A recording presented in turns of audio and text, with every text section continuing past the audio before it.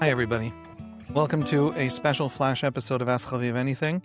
I wanted to get this out real fast. My take on the Trump deal, the deal to end the Gaza war. I haven't been this optimistic in 24 months. This is an extraordinary achievement. It's probably the smartest cornering of Hamas ever achieved. And it was achieved by an American administration, which is super strange for me because traditionally, the least likely place to find real strategic wisdom on the Middle East is the American administration on both sides, on both parties. I think I echo President Trump's own frustrations with ever dealing with the Middle East when I say that. This is an extraordinary moment. It might be missed, everybody might do the wrong thing, but it's an extraordinary moment, and I want to get into why and explain that and lay that out. But first, I want to tell you that today's episode is sponsored by Unpacking Israeli History, my very good friends over there at Open Door Media. It's a podcast from Unpacked, an Open Door Media brand, and one I've had the pleasure of actually joining several times as a guest. They dive into the most controversial, the most fascinating, the most difficult sometimes issues in Israel's past. It's hosted by my friend Noam Weissman, and it is smart, it is nuanced, it is unafraid of complexity, and it takes the headlines we think we know and then it covers the deeper story. So I love, frankly, just reading out their ad because I love what they do. I'm a proud partner of Open Door in many, many ways, the team behind Unpacking Israeli History. And this is a project, this podcast, it, among other things, tries to reach young Jews and their peers in their world with powerful and creative media that deepens their understanding of themselves, of their story, of Israel, of Judaism, of the Jewish experience. If you want more of the kind of thoughtful conversations that we try to have here at Ask Chaviv Anything, go follow Unpacking Israeli History at unpacked.bio/ChavivUIH. That's unpacked.bio/HAVIVUIH. I want to also tell you, you should join our Patreon because you give us ideas of what to talk about and join us in conversations. And once a month, there is a live stream that is in which I answer live questions thrown into the chat for 2 hours. The last one was 2 hours straight of me talking. Um, Basically just for Patreon subscribers. Everything else we do, all the other content is outside a paywall. Everybody gets it. These couple of things where we talk in the Patreon chat and where we have this live stream is the only thing that we reserve just for Patreon subscribers. We also try to shape the podcast episodes to answer those questions. So join us. Today, I actually, what triggered me to have this response episode and to get it out fast was two people, subscribers, Adam Gross, who said, why would Hamas agree to this peace plan? And Daniel S., who said, do you think there's a world where they say yes to it? And I was starting to write them an answer on the Patreon and realized, wait a second, this is a big question and a big thing that needs to be explained and laid out. And so why don't I just do that? So here we are. I'm doing that. Left to its own devices, okay? Hamas, in an ideal world from Hamas's perspective, cannot possibly accept Trump's deal. It has Israel's fundamental victory conditions contained within it. It front-loads the release of hostages before an Israeli withdrawal from Gaza and before an Israeli release of Palestinian prisoners. Israel's victory conditions are the disarmament of Hamas. This demands the disarmament of Hamas, and we know that Arab governments were trying to actually remove it, to say Hamas needs to lay down its weapons in the final text, and not that Hamas actually needs to disarm. Not only does it, in the final text, say it has to disarm, it actually says that it has to destroy all possible offensive weapons and all the infrastructure of war, including tunnels, as part of the deal, as part of the great rebuilding of Gaza. Arab states have signed on. Egypt and Saudi Arabia and Qatar, crucially, Hamas's chief patron on the world stage, and many, many other Arab countries all came out and said, we're on board, we're with it. And what the deal actually creates, and if you don't have the text in front of you, that's fine. I'll try and walk through the pieces that are relevant. But read it. It's it's 20 points, but each point is basically a sentence. So it's very, very quick. It may box Hamas in to actual implementation of the deal with an actually astonishingly clever pincer movement created by Trump. And I want to lay it out and explain. The deal, for me, puts in a whole new light Trump's bear hug of Qatar.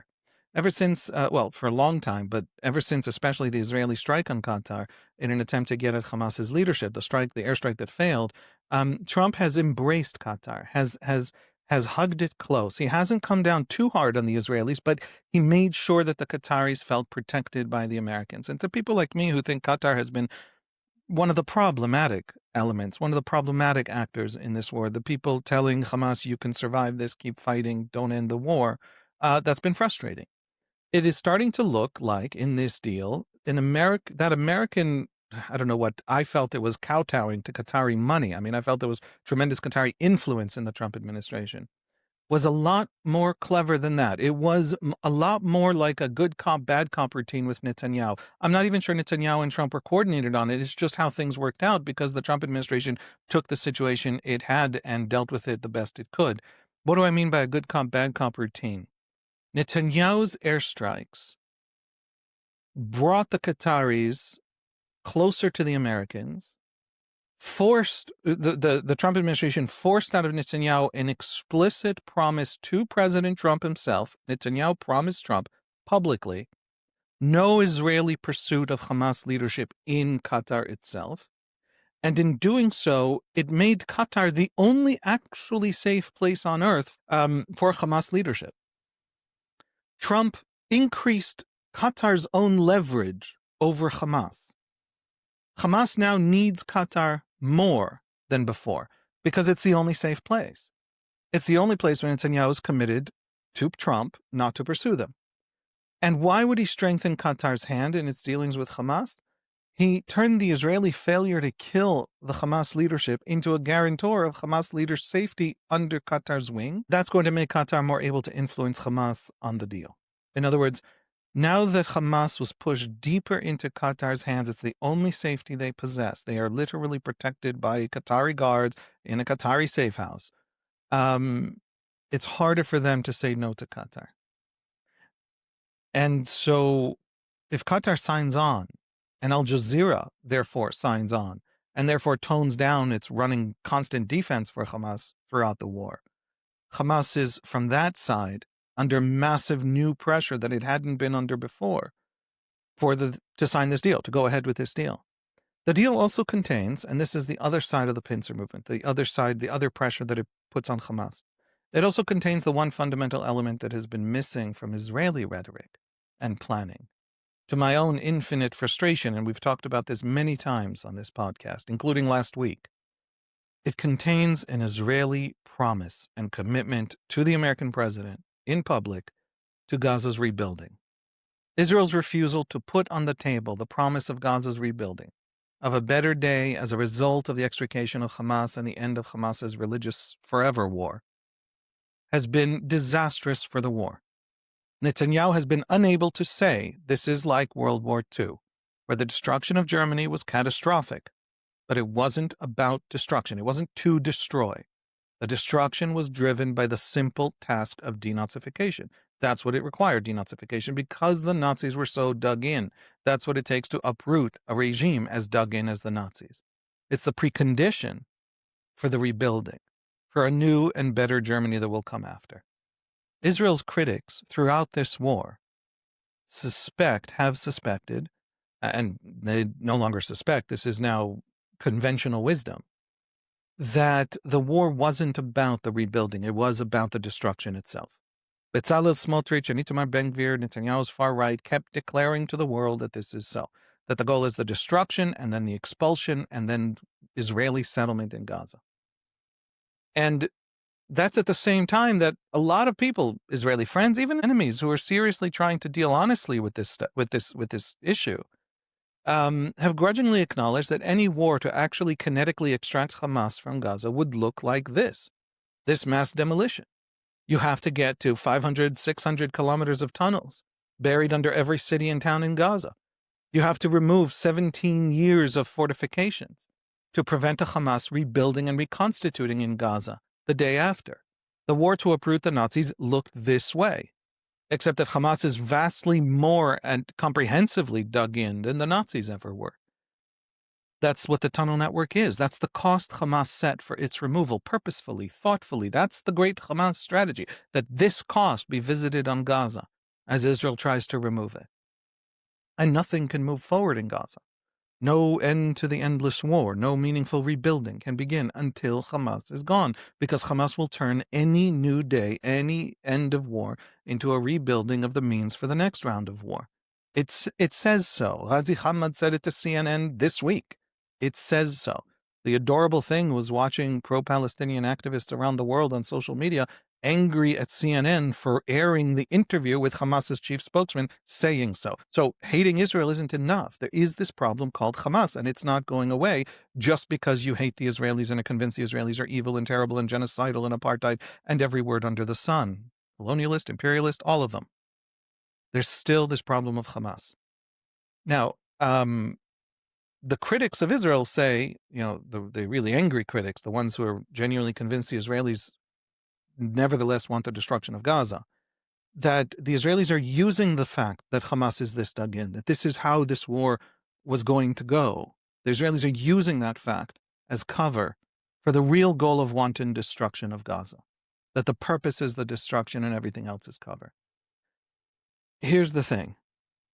Suspecting that the Israelis actually want what Smotrich and Ben Gvir say the Israelis want, and not what Haviv says Israel wants, is not an unreasonable thing to suspect if you don't happen to know what Haviv knows about Haviv's own country. Many, many Israelis are convinced of it. And if you talk to them, they will convince you of it. You can argue for Hamas remaining in Gaza because the cost of removing it simply isn't worth it. But you can't argue that if Hamas is to be removed, there is another path that will accomplish the removal of Hamas that anybody serious has yet proposed. There's no getting around it. By the way, we just saw an attempt to get around it. Chancellor Friedrich Merz of Germany made this point almost accidentally or on the side of another comment. He was asked by a Spanish journalist, I believe it was last week, why Germany doesn't declare Gaza a genocide, as Spain has declared.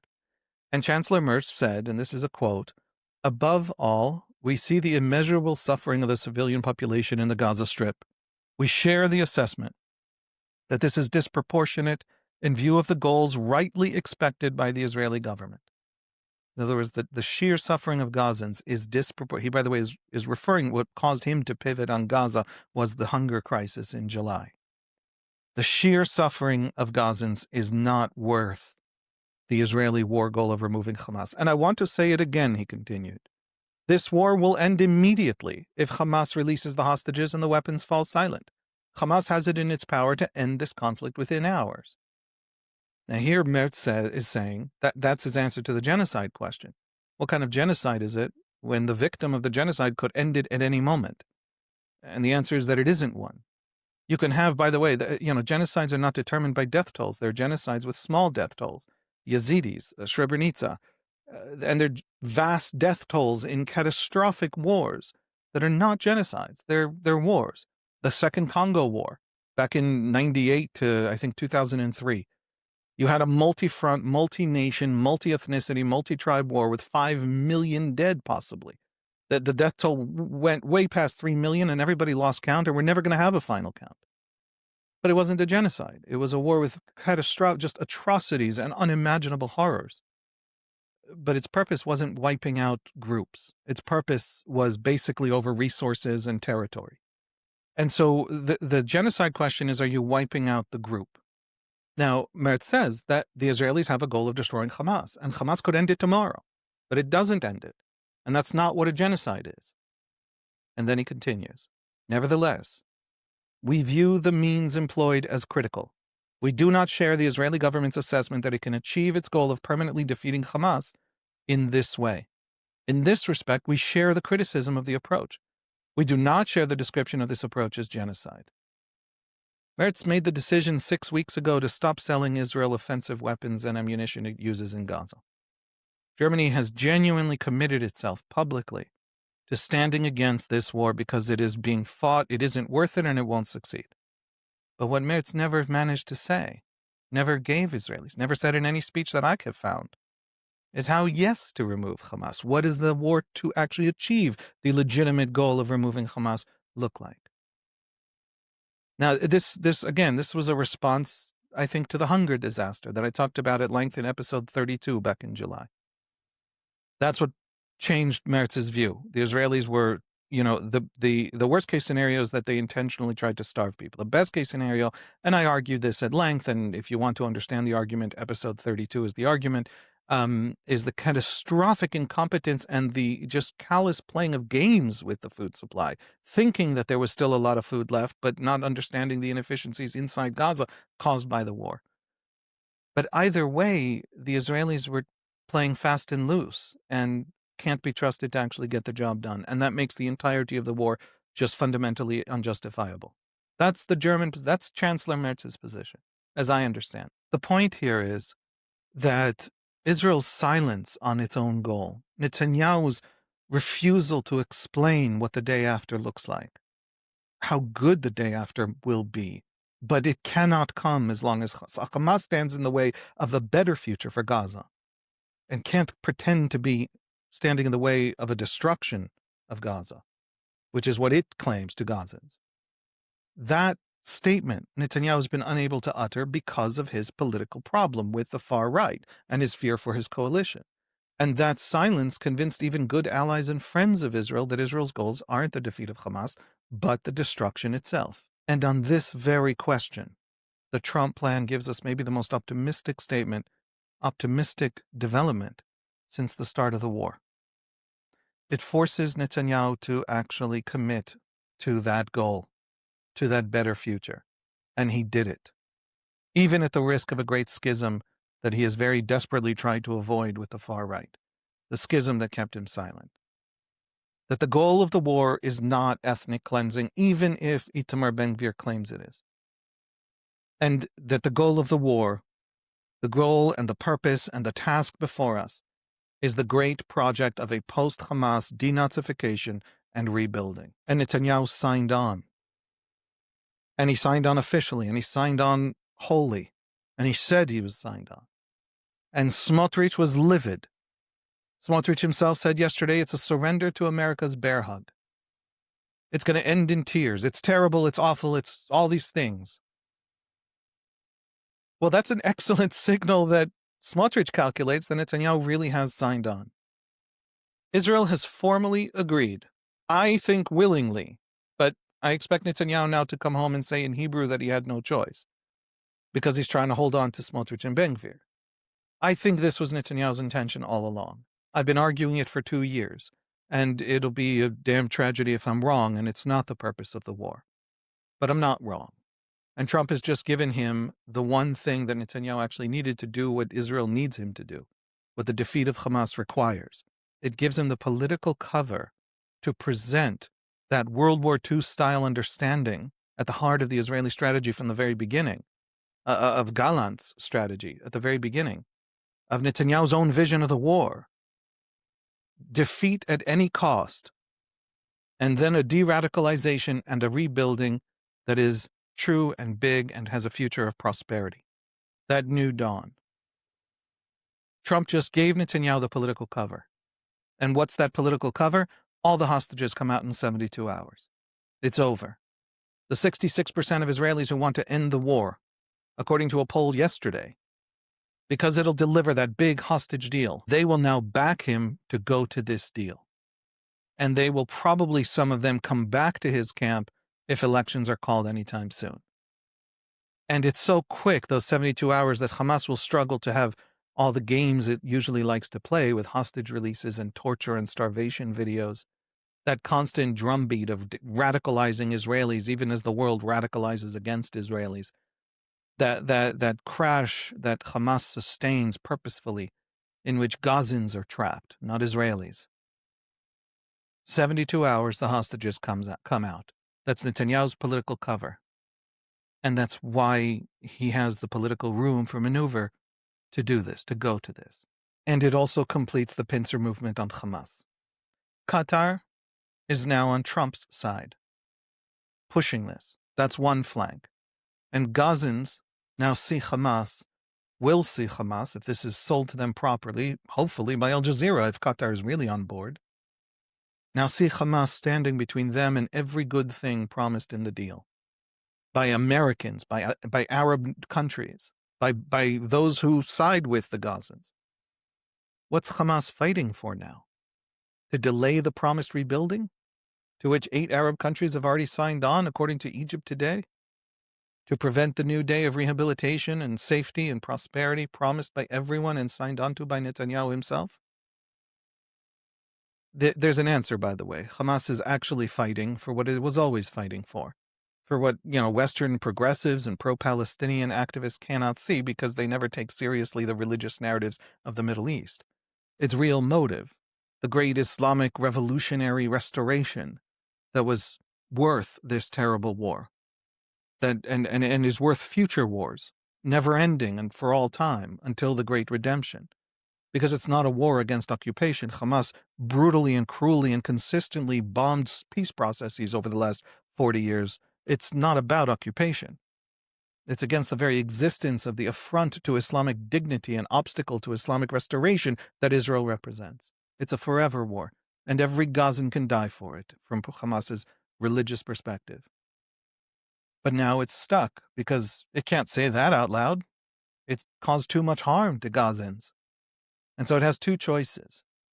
It can refuse.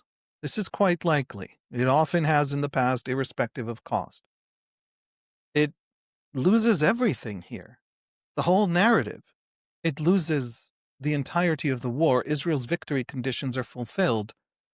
And what does it have to show for the reason it drove this war? It went to this war. The whole narrative is shattered. And it's no longer in sync with what most Gazans need right now, which is kind of now being explicitly offered to them by elements and forces in the world that Gazans have every reason to expect will see it through. And it may not even have the cover of Al Jazeera if Qatar is on Trump's side. But there's another option to Hamas refusing. Hamas could understand that it's cornered. It could have that, patiently explained by impatient Qatari officials to the Hamas officials sitting in Doha, who are eager to hold on to Trump and keep him close. And Hamas understands, and it agrees to the deal. And then implementation begins, and it can hope to squeeze out of the details. There's an international oversight mechanism that's going to ensure they're disarmed. How effective is it going to be? The vast, vast majority of international oversight mechanisms fail almost instantly and never succeed for even a second. UNIFIL in Lebanon. The separation forces in Sinai before 73. You don't actually trust international mechanisms because they never have an interest to actually take on danger in order to achieve the goal. They're foreigners trying to ride it out and leave as fast as possible. So Hamas could hope that it can survive in those pockets. And so Hamas might agree to the deal. It might actually agree to the deal with that hope that it can cheat. Ironically, a Hamas that agrees to the deal, to literally every Israeli victory condition that deal contains, will only be able to agree by declaring it a victory. It'll pretend that the goal was always what? The rebuilding of Gaza? Hamas will pretend this is a victory so that Hamas can acquiesce to the deal. Watch for declarations of victory. The louder they are, the more Hamas is committed to the agreement, to this Trump plan. And the louder they are, by the way, they may include, Hamas may be tempted, because it is so cornered, to parade starving hostages in the 72 hours it has before releasing them. And that'll make it politically more difficult in Israel to open up a new chapter within Israeli politics, right-wing politics. And so it may actually slow Gaza's rebuilding because Israeli agreement will take longer and be more difficult. Hamas, as always, can undermine and ruin and destroy for Palestinians. And it can only do that. It can never build. So it was and so it ever shall be. Watch out for it. But nevertheless, those kinds of victory parades will mean that Hamas is looking for a way to explain this deal as a victory and therefore to carry it out. We are closer to a real end to the war, to a better future for Gaza, and to every condition the Israeli cabinet set out back in October 2023, when it set out the victory conditions of this war in a decision. a Gaza that is disarmed, a Gaza where Hamas is removed, a Hamas-free reality going forward. We are closer to that than we have ever been. And the Trump White House did it. And that's extraordinary. And it should be said. I suspect, this is incredibly stupid for me to do, I suspect it'll work. And that's very good news. Thank you for listening. Thank you for joining me. I'll see you in the next episode.